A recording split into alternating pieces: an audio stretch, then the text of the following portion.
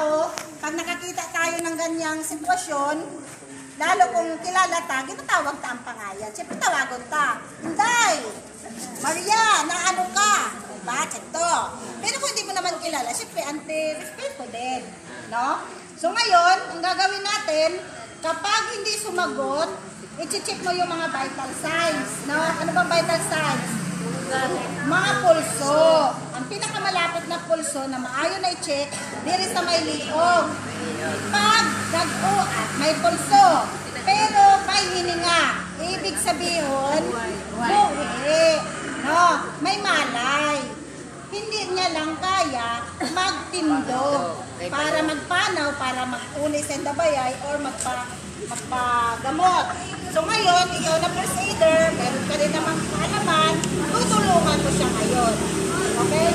Pero, kung sakaling walang hininga at walang malay, ano nangyayari? Ha? Siyempre, dadali natin sa ospital. Tama si tatay. Cardiac arrest na yun. Okay? Hindi ngayon yun. Hindi ko yan ituturo ngayon. Next year na. Yung ituturo ko ngayon, yung may malay muna. Okay? So, lulunod tayo sa harap ng pasyente. Tinawag kasi natin, nagsabi siya, aroy! Naging ko ano din, check mo may pulso. Okay, ibig sabihin, meron siyang malay, hindi na makatayo. Ngayon, itong dalawang kamay ni ate, ilagay mo ngayon sa may dughan.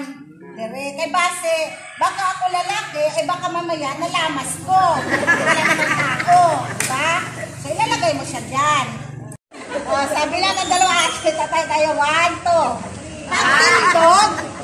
Pagtindog, ang paa ng first aider, ilalagay ngayon dito sa gitna ng paa niya. Kasi pag nakaganyan, pag magalaw siya nakagbalance, matumba pa kami. Kaya kailangan dito sa gitna. Para pag natumba, hindi ka madadala. Okay? So ngayon, paano kayo maglakad? Alangan lalakad kami ng ganyan. Kasi hindi. Lalakad kami, papasok ako ngayon sa ilalim ng kilikili. Kasamuyin. Okay? Dahil nalasing lang siya, lalakad lang kami. Pero kung may injury yung paa niya at hindi niya maigalaw, pwede mo naman dahan-dahan na itutulak. Tapos, kailangan spine board. Alam niyo yung spine board? Yung kulay orange. Yun. Yun ang pinakamaganda. Okay, kasi lang mahal. Kung palang ganun, pwedeng yung sirang pinto, dapat matigas na nalalapatan. Kapag may fracture ang likod, huwag niyong isa nagabaluktot. Lalo siya magakwan ang buto. So ito, papakita natin kung wala tayong mga ganong spine board. Okay?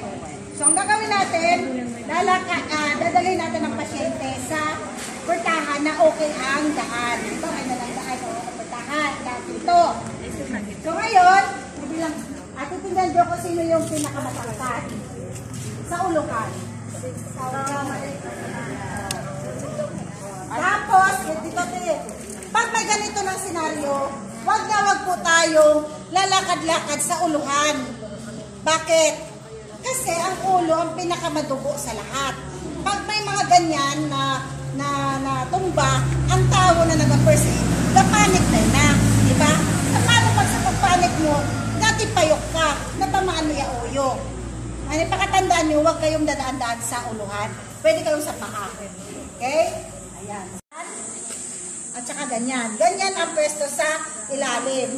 Yung mga malalayang mga kamay, ay ito, proteksyonan mo ang ulo. Ito naman sa paa. Okay, bitaw. Ready sa pag-insert. Paano? Insert. Ano yung kanina dito? Ganun din. Tingin sa pasyente. Dikit.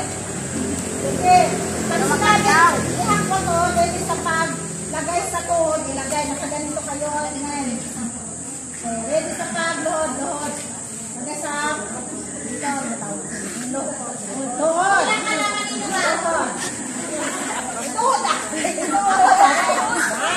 Ready sa pasyente. Dikit pa.